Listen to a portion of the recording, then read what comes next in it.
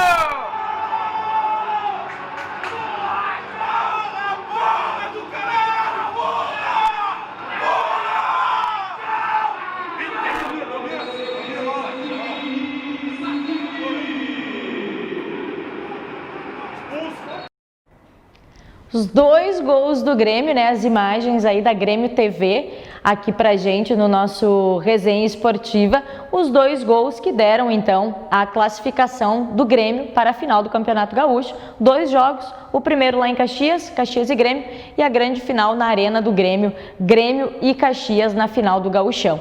Este que né, o jogo do Everton de despedida, ele chorou até mesmo depois do jogo, né, o Cebolinha acertado com o Benfica, do ex-técnico do Flamengo, Jorge Jesus, e ele tem, né, um carinho muito grande dos torcedores do Grêmio por ele, né, por toda a história que ele teve aí vestindo a camisa tricolor, mas merece, né, todo o sucesso do mundo, o Cebolinha, grande jogador. E fora isso, também no final de semana agora, teve a abertura, né, o início do Campeonato Brasileiro, onde todos estávamos também com saudade.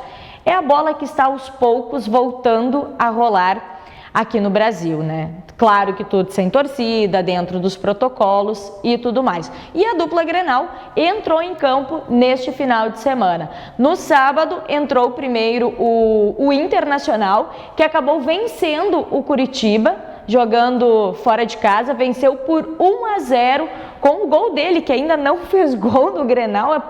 E aí depois a gente sabe que tem a tiração de sarro dos gremistas e colorados, né? Que o Paulo Guerreiro, gol no Grenal, nada. Mas contra o Curitiba, Paulo Guerreiro foi lá, fez o gol do Inter, que garantiu a vitória do Colorado. As imagens que a gente traz agora também cedidas aí, a gente pegou do Esporte Interativo para você acompanhar o gol do Paulo Guerreiro e a vitória do Inter na estreia do Campeonato Brasileiro. Guerreiro toca de cabeça pro Galhardo. Bem, Galhardo botou na frente.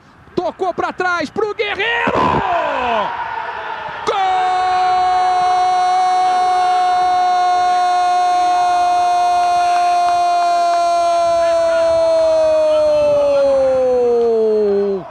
É do Internacional!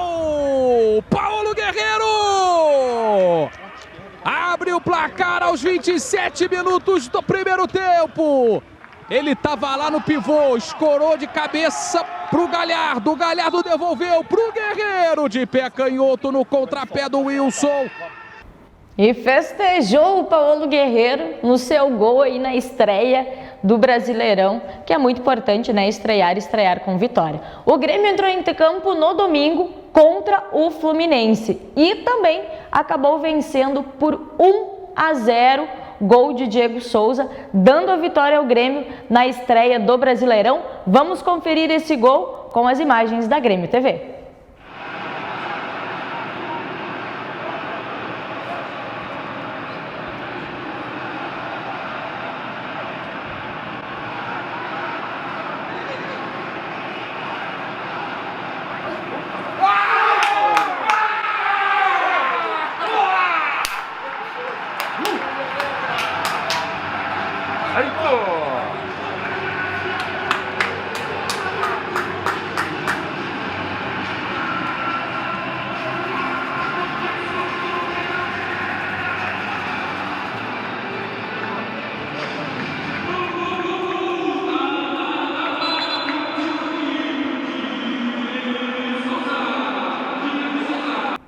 E comemorou também Diego Souza esse gol do tricolor, fazendo o gol na estreia do Brasileirão e aí sim dando a vitória ao tricolor em cima do Fluminense. Agora nessa semana a dupla Grenal novamente entra em campo na segunda rodada. O Grêmio enfrenta o Ceará fora de casa, jogando a primeira partida fora de casa às 9h30 da noite. E o Internacional aí sim vai estrear em casa dentro do Campeonato Brasileiro, onde enfrenta o Santos na quinta-feira agora às 7h30 da noite.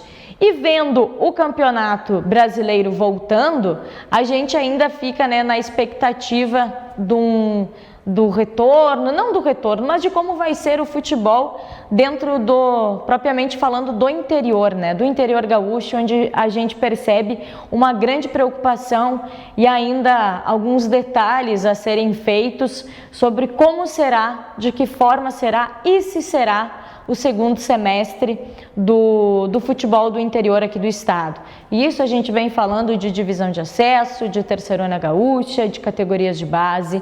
E cada vez que a gente fala e toma esse assunto, mais distante ele parece acontecer, porque realmente está muito complicada a situação.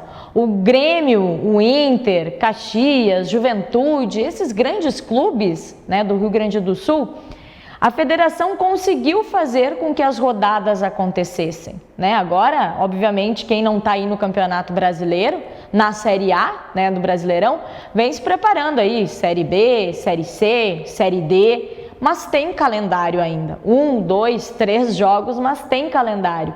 Por exemplo, o Edu Gol, centroavante, que jogou no Internacional de Santa Maria, que retornaria para cá, pro Inter, com a volta da divisão de acesso, com todas essas indefinições e incertezas, acabou acertando com o São Luís de Juí para jogar a Série D do Brasileiro. E hoje, mais do que nunca, os atletas estão em busca de oportunidades, seja ela qual for. Esperar por algo é complicado. Então, todo mundo está se agarrando no que tem. E a gente percebe isso. A gente vê, por exemplo, vários atletas que acabaram deixando ou estão aos poucos largando o futebol devido a toda essa preocupação e indefinições sobre o futebol gaúcho do interior. Obviamente, a gente falando do interior. E aí fica, obviamente, também a preocupação com as categorias de base. Como tu vai incentivar esses pequenos que têm o sonho de jogar futebol, que têm o sonho de estar num time grande, de comparecer num time grande? Fica realmente complicado, porque hoje a gente não vê uma luz no fim do túnel sobre o futebol. Ao menos agora, né? Competições que tinham que acontecer estão acontecendo, né? Aconteceram. O Campeonato Gaúcho tinha que se encerrar, precisava ter um campeão. Assim como a gente fala, a divisão de acesso em si também precisa ter. Tem que ver quem vai subir, quem vai cair, se vai ter, se não vai ter. Se realmente a melhor coisa é o cancelamento. Não se sabe ao certo o que se fazer, porque não se tem um patamar e uma escolha do que acontecer, porque é algo diferente, é algo novo, nunca ninguém imaginou passar por uma situação dessas. E obviamente que o futebol sofre, né? Só o que eu sempre tento colocar e mostrar, e obviamente respeitando a opinião de todos, o futebol, ele não é só entretenimento, né? Isso que tem que ficar claro.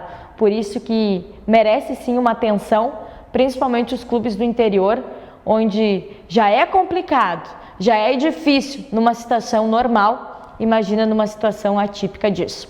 E é justamente sobre isso, sobre futebol, sobre a situação dos jogadores principalmente, de como funciona, de como está sendo para eles, é que agora a gente sai do estúdio da TV Santa Maria e a gente vai conversar sobre futebol num outro local. O meu entrevistado é Marcos Pedroso, ele que é intermediador de futebol. E a gente agora faz um intervalo aqui no estúdio e eu volto com vocês fora do estúdio, mas o papo de futebol continua. Então, toma uma água, chama o restante da família, volta pro sofá que daqui a pouquinho tem mais resenha esportiva.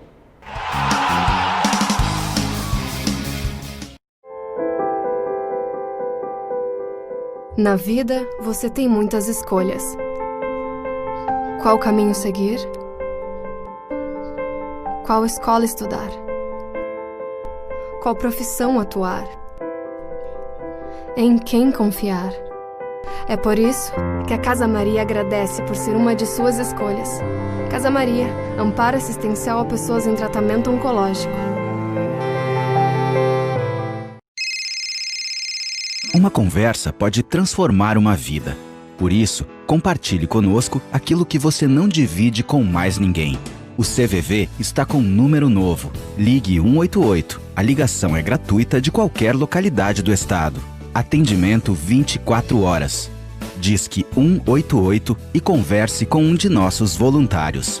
CVV, Centro de Valorização da Vida. A linha que faz você seguir em frente.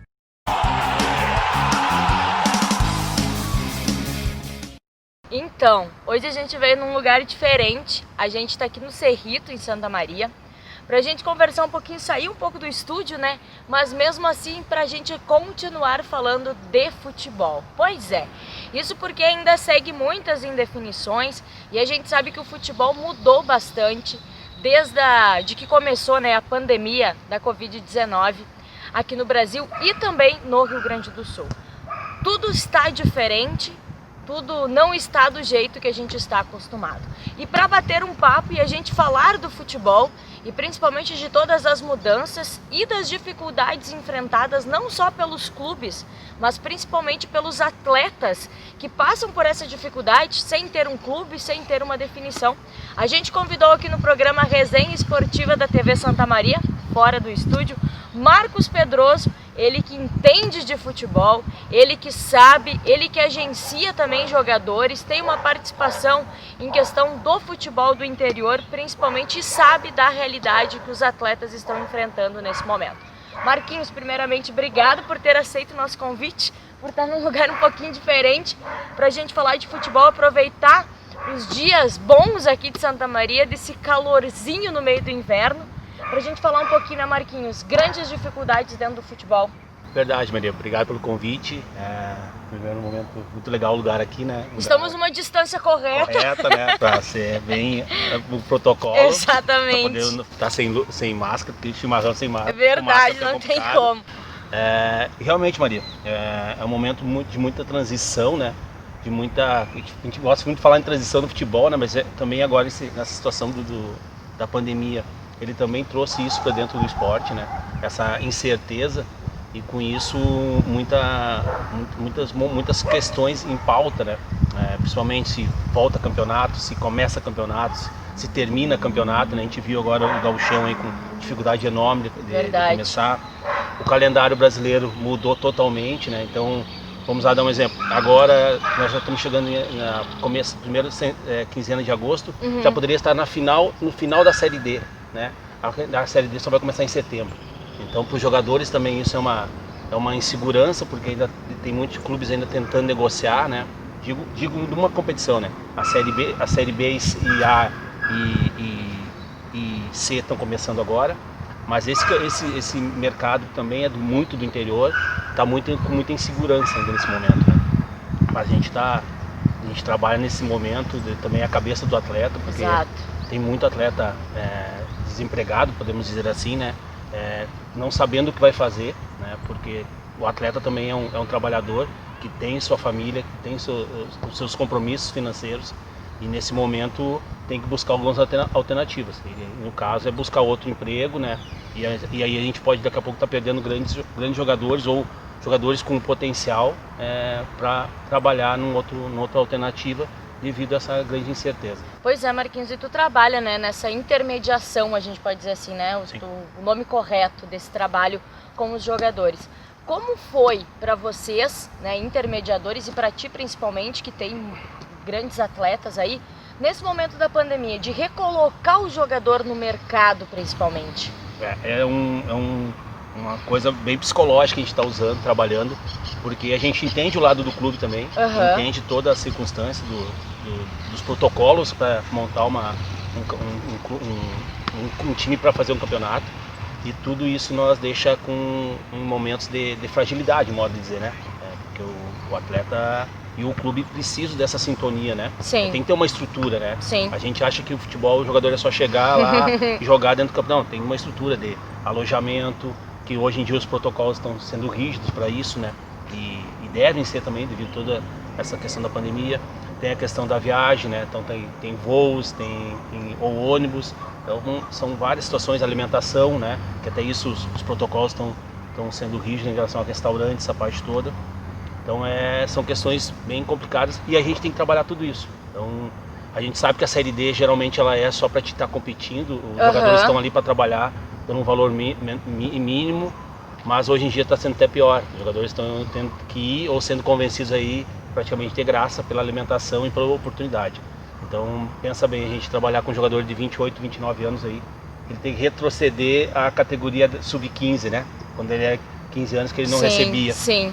Então são situações que a gente entende de um lado, mas a gente precisa também que o atleta precise trabalhar. Então isso é uma divisão bem complicada de lidar, assim.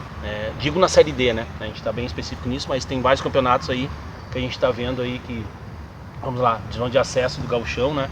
Tá uma incerteza total, terceira divisão também incerteza, que a gente hoje em dia vendo não consegue deslumbrar. Não tem uma luz no fim do túnel. Vai ser desse lado, tá bem complicado, verdade, muito complicado verdade. se a gente for ver. Porque, devido aos protocolos todos de saúde, são muito rígidos mesmo do esporte, né? Então, complicado. A divisão de acesso Santa Catarina também já tem uma reunião dia 15 agora, para ver se vai dar continuidade ou não.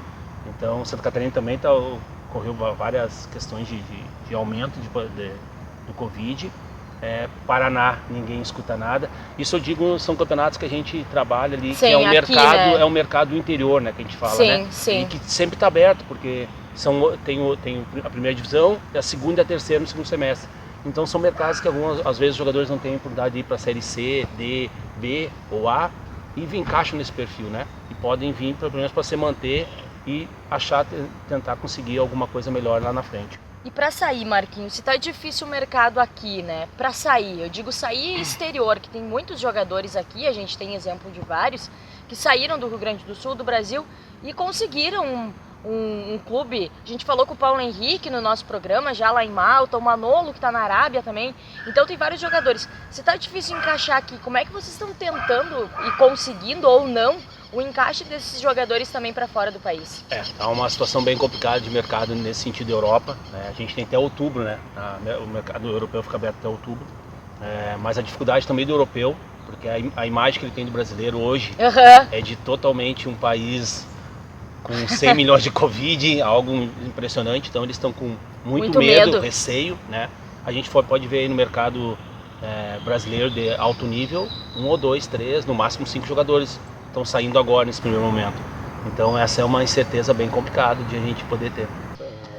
Gente, então, invertemos aqui um pouco eu e o Marquinhos, porque a gente está num local aberto, né, aqui no Cerrito. Então o sol tá batendo e a gente tá organizando para que fique da melhor maneira possível. É bem para ser assim mesmo, é para ser algo descontraído, né? Um bate-papo num final de tarde aí, pra gente poder trazer essas informações do futebol para vocês. E nós estávamos falando justamente disso, né, Marquinhos, da dificuldade que tá tendo pra gente saber exatamente o que vai acontecer com o futebol e todas essas indefinições que estão pairando, principalmente a gente falando de futebol do interior aqui. Não se tem uma definição sobre o acesso, não se tem uma definição sobre a Terceirona Gaúcha. E será que vai ser assim mesmo, Marquinhos, essas dificuldades todas que a gente está vendo, principalmente falando do protocolo de segurança que foi no Campeonato Gaúcho? Maria, o grande X da nossa questão é esse, né? Os protocolos de segurança, né? Que se a gente for ver, ele prejudica muito o clube do interior que não tem estrutura financeira, principalmente, né? Para conseguir manter essa situação toda, de trazer, porque a gente vai trabalhar com 30 a 40 pessoas, né, dentro de um clube.